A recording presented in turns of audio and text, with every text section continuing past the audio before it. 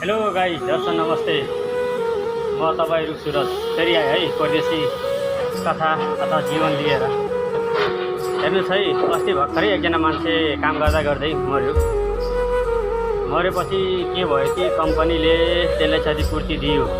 क्षतिपूर्ति दियो भनेपछि उसको जुन मेन साउ थियो, जस्तै हाम्रो चाहिँ नेपालमा ठेकेदार भन्छ, यहाँ चाहिँ अर्बाब भन्छ हैन। ठेकेदार मार्फत काम गर्ने घरबेटी साउसँग पैसा ठेकेदारले लिन्छ अनि ठेकेदारले आफ्नो लेबरलाई बाँड्छ। यहाँ अर्बाब भन्दो रहेछ। अनि यहाँ त कम्पनी मार्फत चल्ने हो हैन। ठुल्ठुला कम्पनीहरूसँग कन्ट्र्याक्ट लिने अनि काम गराउने है।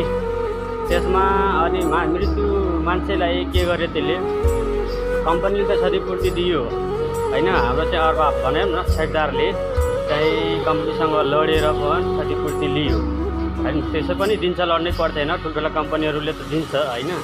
तर हाम्रो यो सानसानो कम्पनीहरूले केही पनि दिँदैनन् है। राम्रै मान्छे भेट्यो भने दिन्छ हैन।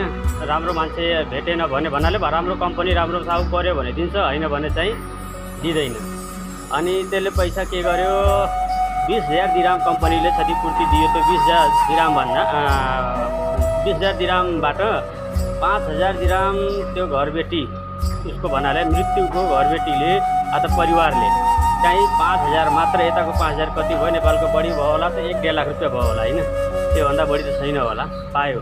त्यही हो उसको अस्तित्व, त्यसको जीवनी, त्यसको मृत्युको क्षतिपूर्ति त्यही हो हैन। यहाँ यो त्यसैले भन्छु गाइस, यो विदेश हो र सबले थाहा भएकै कुरा हो।